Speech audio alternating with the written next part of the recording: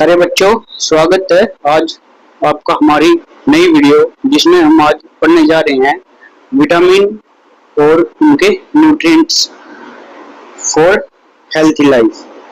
आज हम हमारे इस वीडियो में विटामिन को कवर करने जा रहे हैं। तो फ्रेंड्स देखिए, विटामिन हमारे लिए कैसे आवश्यक है। सबसे पहले तो हम विटामिन के डेफिनेशन के बारे में जान लेते हैं कि विटामिन होते क्या हैं। हमारे शरीर को स्वस्थ और मजबूत रखने के लिए विटामिन बहुत जरूरी होते हैं।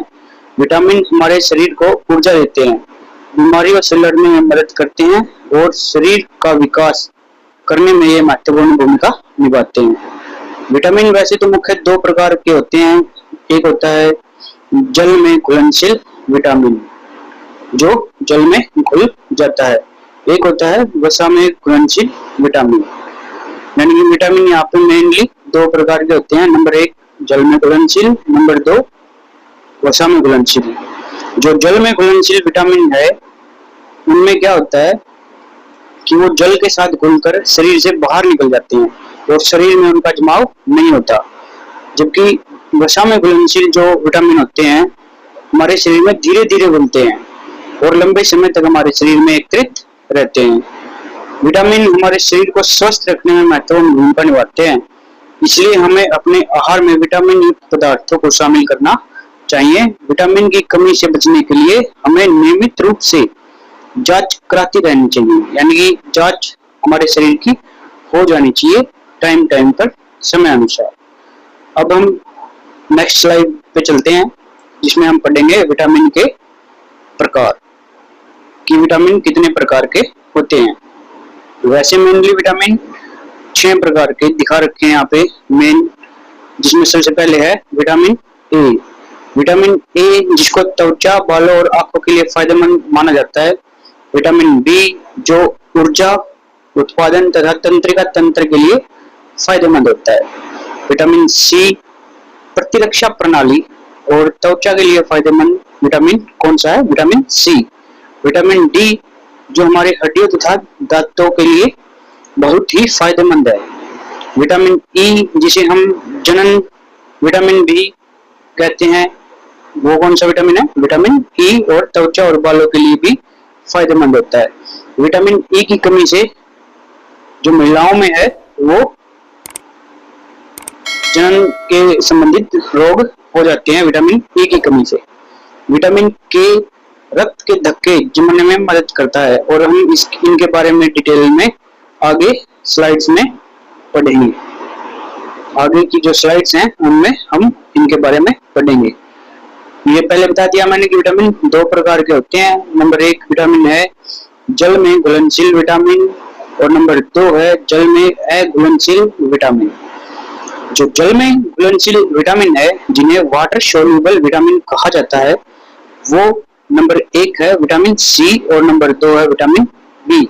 और जो विटामिन बी के आगे पार्ट है जैसे B1, B2, B3, B5, B6, B7, B9 और B12 ये भी जल में घुलनशील है।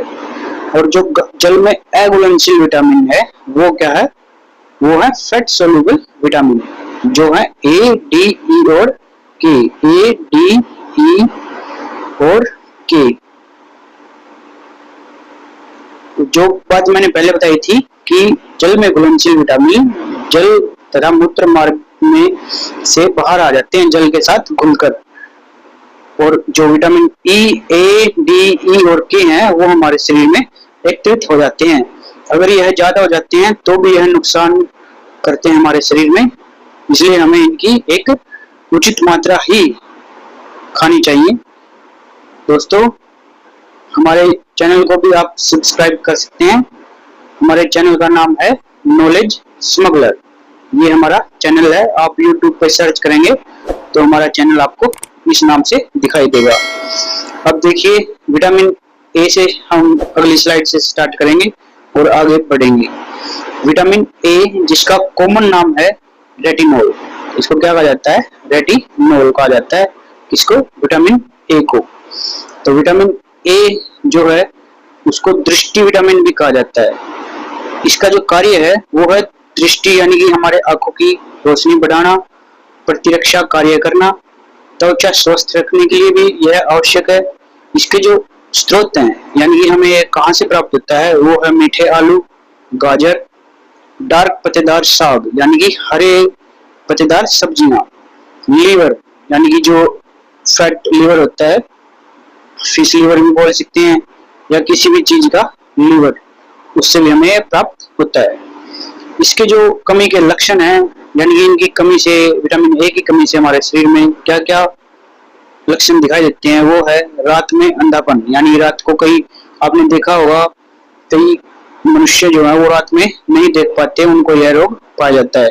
शुष्क हो जाती है त्वचा, तब भी यह विटामिन ए की कमी से होता है।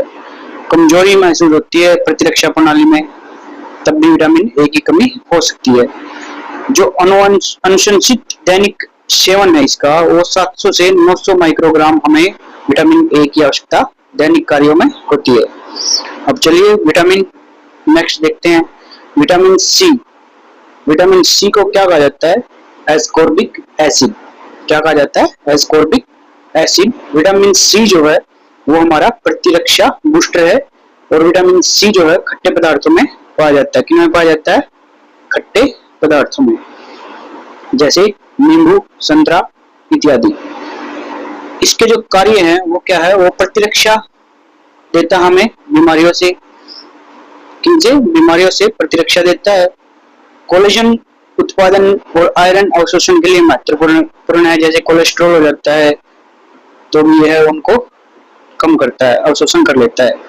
खाद्य स्रोत क्या है, नींबू, स्ट्रॉबेरी, बेल मिर्च और ब्रोकली। कमी से क्या लक्षण हो जाते हैं, सबसे पहले ये एग्जाम में पूछा जाता है कि विटामिन सी की कमी से कौन सा रोग हो जाता है, तो वो स्कर्वी रोग हो जाता है। विटामिन सी की कमी से कौन सा रोग हो जाता है, स्कर्वी रोग हो जाता है। और इसमें थकान महसूस करते हैं, कमजोर प्रतिरक्षा प्रणाली हो जाती है। अनुशंसित जो दैनिक सेवन है वो 60 से 900 मिलीग्राम हमें यह लेना चाहिए। अब चलिए नेक्स्ट, विटामिन डी, जिसे कैल्सीफेरोल कहा जाता है।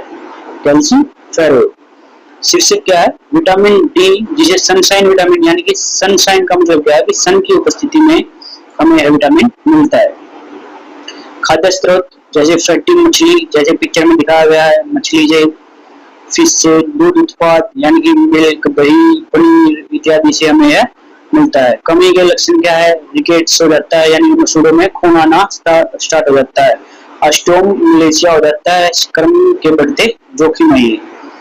इसकी जो सेवन की है, प्रतिदिन कितना सेवन करना चाहिए, वो 600 से 800 आयु करना चाहिए। ठीक है, ये इसकी यूनिट है, यानी ये किसमें पाया जाता है, मछली में, फिश में और दूध से बनी वस्तुओं में यह मुख्यतः पाया जाता है। अब चलिए नेक्स्ट पे, विटामिन ई, जिसे सुंदरता का विटामिन, या फिर इसकी कमी से जो है महिलाओं में जो अंडाशय से अंडा बनता है वो बनना बंद हो जाता है इसकी कमी से। चलिए शीर्षक देखते हैं इसका, विटामिन ई या एंटीऑक्सीडेंट पावर हाउस, यानी कि हमारे सुंदरता का विटामिन है जो एवोकाडो में मिलता है। ये इसकी बोतल है, जो बादाम से निकाला गया तेल है, उनसे भी हमें यह प्राप्त होता है। इसका क्या है, नुकसान से बचाता है, कार्य क्या है, कोशिकाओं को नुकसान से बचाता है, त्वचा स्वस्थ रखता है और आंखों के कार्यों का समर्थन करता है। खाद्य स्रोत क्या है इसके, खाद्य स्रोत है नट्स, नट्स में जो बादाम, काजू इत्यादि हैं, सब्जी के तेल, पत्तेदार साग और जो बादाम का ऑयल है उससे भी यह प्राप्त होता है। कमी से लक्षण क्या है, दुर्लभ, यानी कि हमें थकान महसूस होती है, कमजोरी हो जाती है, दृष्टि संबंधित समस्याएं हो जाती है, और प्रतिदिन हमें इसकी 15 मिलीग्राम मात्रा की आवश्यकता होती है। 15 मिलीग्राम मात्रा की आवश्यकता होती है। अब चलिए विटामिन बी के जो कॉम्प्लेक्स है उसके बारे में पढ़ लेते हैं। विटामिन बी जिसका कॉमन नाम क्या है, थायामीन। विटामिन B1 को क्या कहा जाता है, थायामीन। इसके जो मुख्य स्रोत है वो है फुल ग्रेन, यानी कि साबुत जो भोजन है, जैसे गेहूं का दलिया, ठीक है, साबुत ग्रेन यानी कि होल ग्रेन कहा जाता है। इसके जो कार्य हैं वो ऊर्जा उत्पादन करता है, तंत्रिका कार्य के लिए महत्वपूर्ण है। खाद्य स्रोत क्या है? साबुत अनाज, दालें, नट्स, बीज। कमी से लक्षण क्या है? Berry berry. ये एग्जाम में भी पूछा जाता है कि विटामिन B1 से होने वाली बीमारी कौन सी है? वो है बेरी बेरी। और इसका जो कॉमन नाम है वो क्या है? कॉमन नेम वो है थायामीन। ठीक है, तो चलिए नेक्स्ट पे B2। विटामिन B2 जिसका कॉमन नाम है राइबोफ्लेविन। क्या नाम है? राइबोफ्लेविन। ठीक है, आंखों के स्वास्थ्य के लिए ये बहुत ही महत्वपूर्ण है। और ये किनसे प्राप्त होता है? मशरूम, ग्रीन वेजिटेबल्स, पनीर इत्यादि, दूध से बनी वस्तुएं और एग्स में। इनमें एग्स में ये महत्वपूर्ण पाया जाता है। कमी, इसके जो कमी से क्या हो जाता है? मुंह के कोनों में दरारें हो जाती है, यानी कई बार क्या होता है मुंह में वो छाले वगैरह हो जाते हैं, तो यह उनसे हो जाता है, उसकी कमी से हो जाता है। B2 की कमी से शुष्क त्वचा हो जाती है और धुंधली दृष्टि हो जाती है। 1.3 मिलीग्राम तक हमें यह लेना चाहिए प्रतिदिन, इसका सेवन आवश्यक है। Vitamin B3। विटामिन B3 जो है यह एक त्वचा और हृदय स्वस्थ विटामिन, यानी कि इसको क्या कहा जाता है? त्वचा को स्वस्थ रखने वाला और हृदय को स्वस्थ रखने वाला विटामिन क्या है? Vitamin B3। और यह मुख्य रूप से कोलेस्ट्रॉल को भी कम करता है। मुख्य स्रोत क्या रहेंगे इसके? मांस, मछली, साबुत अनाज, दालें। इसका मुख्य, जैसे ये रोस्टेड दिखा रखा है चिकन, तो ये इसका मुख्य स्रोत है। फिश भी आप इसका मुख्य स्रोत बोल सकते हैं। प्रतिदिन इसकी जो क्वांटिटी है जो हमें चाहिए वो 14 मिलीग्राम है, यानी कि 14 mg की चाहिए। Vitamin B5। Vitamin B5 hormone नियामक एक विटामिन है। हार्मोन नियामक यानी यह नियंत्रण रखता है किसके ऊपर? हार्मोन्स के ऊपर। हार्मोन का उत्पादन और ऊर्जा का संचलन करना इसका मुख्य कार्य है। इसके जो मुख्य स्रोत है वो है एवोकाडो, मीठे आलू, साबुत अनाज एवं दालें। कमी से लक्षण क्या है? दुर्लभ लेकिन थकान, सिरदर्द। ये विटामिन B के जो है वो कॉमन लक्षण दिखाई देते हैं, चाहे वो कौन सा ही हो, विटामिन B1, 2, 3, 5, 6 या 12। ठीक है, इसकी जो दैनिक खपत है हमारे शरीर में वो 5 मिलीग्राम तक की है। चलिए अब हम विटामिन B6, 7, 9 और 12 के बारे में एक साथ ही पढ़ लेते हैं। ये दूध में पाया जाता है और दूध से बनी वस्तुओं में, मांस इत्यादि में, ग्रीन वेजिटेबल में, बादामों में, चना जो सूखा अनाज है उसमें, टमाटर इत्यादि, और जो मांस वगैरह है उसमें यह भरपूर पाया जाता है। इसको एक टीम की तरह माना जाता है विटामिन B को, विटामिन B कॉम्प्लेक्स। देखिए, ऊर्जा तथा तंत्रिका कार्य का समर्थन करता है। क्या करता है? ऊर्जा तथा कार्य तंत्रिका का समर्थन। कार्य क्या है? प्रत्येक की अपनी अपनी भूमिका है और अपने अपने काम है। खाद्य स्रोत है ये साबुत अनाज, दालें, नट्स, बीज और पशु उत्पादक। विटामिन की कमी से लक्षण क्या है? विभिन्न कमी है, वही कमी है थकान वगैरह, इनकी कॉमन ही है विटामिन B की। ठीक है, तो चलिए इनकी दैनिक वो देख लेते हैं खपत हमारे शरीर में। 1.3 से 2.4 मिलीग्राम विटामिन B6 की आवश्यकता होती है। 30 से 100 माइक्रोग्राम B कॉम्प्लेक्स के लिए और 400 से 800 माइक्रोग्राम B9 के लिए और 2.4 से 2.6 ये माइक्रोग्राम B12 के लिए हमारे शरीर में आवश्यकता होती है। तो फ्रेंड्स, ये था हमारा आज का लेक्चर। आशा करता हूँ आपको हमारा लेक्चर जो है पसंद आया होगा और आप हमारे वीडियोस को जो है लाइक करेंगे।